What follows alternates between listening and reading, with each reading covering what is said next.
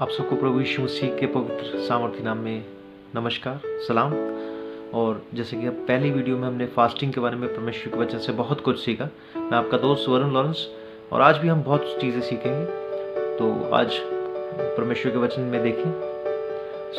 पहला जो कि आज के विषय में जो कि पहली चीज़ हम आज सीखेंगे, प्रार्थनाएं आपकी जो रुकी हैं, प्रार्थनाओं का उत्तर भी आपको मिलेगा जब आप उपवास में, जब आप और मैं उपवास में होते हैं, प्रार्थनाओं को उत्तर भी परमेश्वर हमें देगा। और दूसरा है परमेश्वर से संबंध अच्छा होगा आपका, परमेश्वर से जो रिलेशनशिप है हमारा वो अच्छा होगा। शारीरिक और आत्मिक बंधन आपके टूटेंगे। शारीरिक के जो भी कष्ट हैं वो परमेश्वर आपके दूर करेगा जब आप उपवास में होंगे, प्रार्थना उससे करेंगे परमेश्वर से। और आत्मिक जो भी हमारे अंदर जो भी खराबी हो जाती है, परमेश्वर से हम दूरी बन जाती है हमारी, हम पाप में गिर जाते हैं, उस आत्मिक दशा को परमेश्वर हमारी ठीक करेगा, चंगा करेगा। और चौथा है आपकी हदों को, यानी कि आपकी दायरे को परमेश्वर बढ़ाएगा। दायरा हम समझ सकते हैं, थोड़े से मैंने एग्जाम्पल के रूप में 3 पॉइंट रखे हैं, आप समझ सकते हैं इसके थ्रू। वैसे तो बहुत सारी चीज़ें हैं।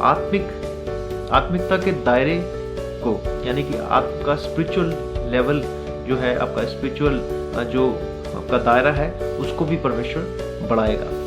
और दूसरा पॉइंट मैंने लिखा है, शारीरिक अभिलाषाओं के ऊपर कंट्रोल करने की शक्ति को परमेश्वर खुदा देगा आपको। और तीसरा पॉइंट है, पापों और अधर्मों के पश्चाताप के लिए भी हम इस पे देख सकते हैं, परमेश्वर आपको सामर्थ्य से भर देगा और माफ़ी देगा।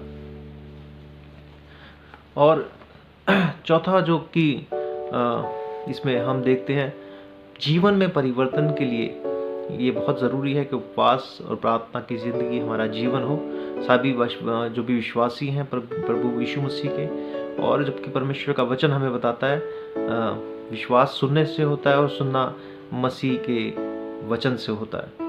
और ज़रूरी है कि हम वचन को हम निरंतर अपने मन में, अपने ज़ुबान पर रखें परमेश्वर से, और प्रभु प्रभु कहने वाले ना हो, क्योंकि प्रभु यीशु मसीह स्वयं कहते हैं कि जो प्रभु प्रभु कहते हैं वो हर एक स्वर्ग में ना जाएगा। और यहाँ पर 5वां मैंने लिखा है, आत्मिक जागृति के लिए, अपनी खुद की एक जागृति के लिए, खुद की एक रिवाइवल के लिए ये बहुत ज़रूरी है उपवास करना। मरकुस रचित समाचार आज हम देखेंगे, मरकुस रचित समाचार उसका 9 अध्याय और 14 उसका 29 पद से। और 19 पद में यहाँ पर हम एक बात को जानते हैं। यहाँ पर एक मनुष्य है, उसका बेटा जो है वो उसको दुष्ट आत्मा उसके ऊपर आती है, और जब दुष्ट आत्मा उसके ऊपर प्रबल होती है तो उसको नीचे गिरा देती है, बहुत चोटें खाता है वो। और जब वो उसके प्रभु यीशु मसीह के चेलों के पास आता है यहाँ पर, तब वो उसे ठीक नहीं कर पाते। और वो यहाँ पर हम पढ़ेंगे परमेश्वर का वचन। आइए हम परमेश्वर के वचन को निकालें, बाइबल को, और पढ़ें।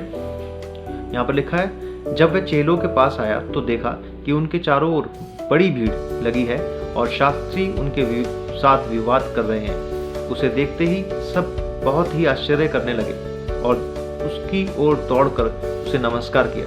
उसने उनसे पूछा, तुम इनसे क्या विवाद कर रहे हो? भीड़ में से एक ने उसे उत्तर दिया, हे गुरु, मैं अपने पुत्र को, जिसमें गूंगी आत्मा समाई है, तेरे पास लाया था। जहाँ कहीं वह उसे पकड़ती है वहीं पटक देती है, और वह उस मुंह में फैन भर लाता है और दांत पीसता है और सूखता जाता है। मैंने तेरे चेलों से कहा कि वे उसे निकाल दें, परंतु वे निकाल ना सके। यहाँ पर प्रभु यीशु मसीह से वो शख्स जिसका बेटा, जिसका पुत्र ये ग्रसित है, दुष्ट आत्मा के उसके ऊपर प्रबल होती है और वो गूंगा हो जाता है, यहाँ पर उसे वो बोलने नहीं देती और जगह जगह वो गिर जाता है बेचारा और उसे चोट लगती है। यहाँ पर वो बता रहा है, लेकिन मैं उस तेरे चेलों के पास, प्रभु यीशु मसीह को कहता है, मैं तेरे चेलों के पास उसको लेके आया, लेकिन वो निकाल नहीं सके। यहाँ पर बहुत ही अच्छी एक बात देखते हैं हम कि यहाँ पर वाद विवाद हो रहा है, सब कुछ हो रहा है, लेकिन उसमें भी उस मनुष्य ने चाहा कि मेरा बेटा स्वस्थ हो जाए, चंगा हो जाए, इसलिए प्रभु को वो बता रहा है। और यहाँ पर हम आगे देखें, यह सुनकर उसने उनसे उत्तर देके कहा, हे अविश्वासी लोगों, मैं कब तक तुम्हारे साथ रहूंगा और कब तक तुम्हारी सहूंगा? उसे मेरे पास लाओ। प्रभु यीशु मसीह ने कहा, उसे मेरे पास लाओ।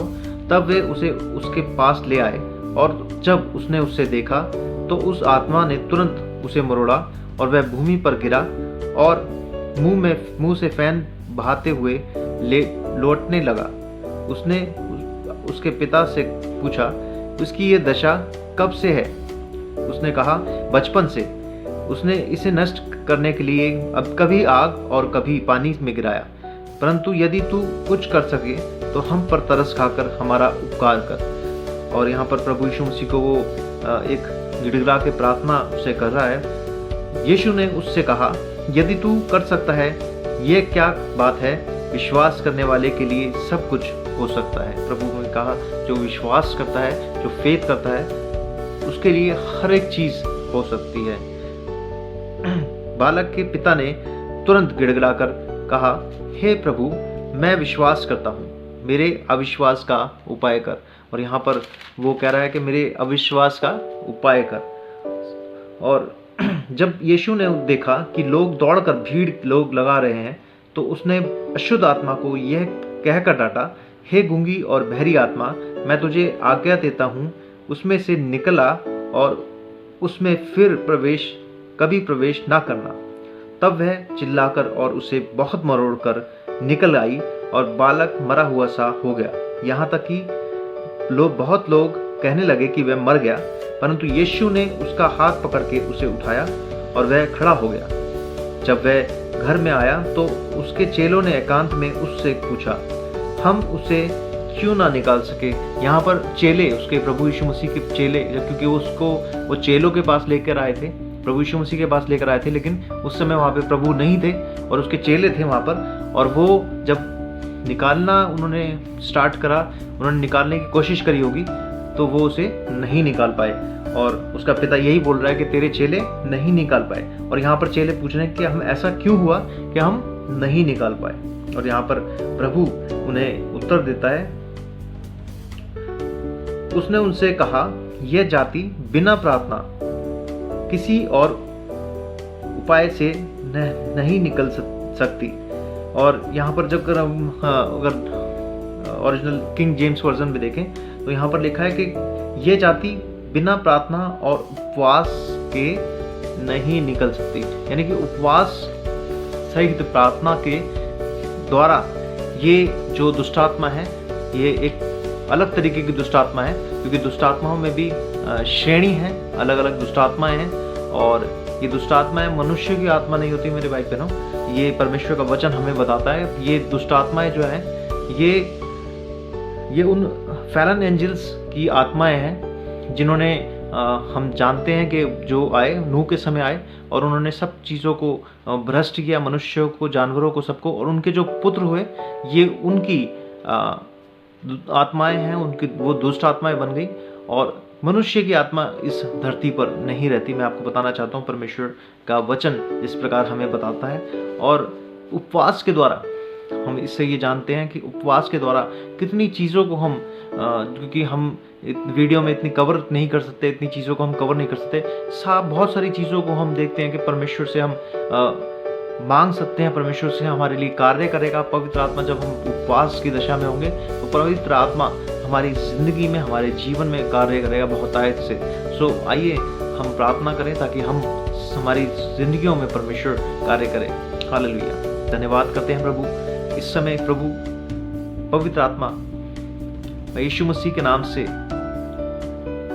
हर एक बेटे, हर एक बेटी के लिए प्रार्थना करता हूँ प्रभु। जो भी इस वीडियो को देख रहे हैं, जो भी वॉचर्स हैं, जो व्यूअर्स हैं प्रभु, इनकी सारी प्रॉब्लम्स को प्रभु इसी समय प्रभु दूर कर प्रभु, यीशु मसीह नासरी के नाम से प्रभु।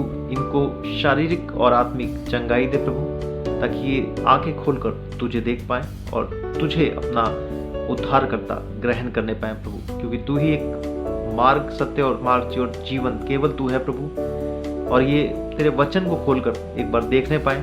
और सच में जब तेरे वचन को हम पढ़ते हैं, सुनते हैं, तो तू हमें जीवन देता है प्रभु। तेरा धन्यवाद करते हैं। स्वर्ग से जो रोटी उतरी प्रभु, वो तू है सब प्रभु, तूने बताया हमें प्रभु। हम धन्यवाद करते हैं प्रभु। प्रभु एक एक बेटी को, एक एक बेटे को प्रभु जो ये वीडियो देख रहा है प्रभु, उनको आशीष और बरकत दे। कष्टों से निकाल प्रभु, टूटे हृदय वाले को प्रभु, जो जिसके हृदय टूटे हैं प्रभु, उनके हृदय को प्रभु तू चंगा कर प्रभु, हर एक रोगों को प्रभु चंगा कर। कोई भी अगर परेशान है किसी भी हालत में प्रभु, तेरा आत्मा इस समय उसे छू नहीं पाए प्रभु यीशु मसीह के पवित्र और सामर्थी नाम से मांगते हैं, आमीन। आप सबको प्रभु आशीष और बरकत दे। जय यीशु मसीह।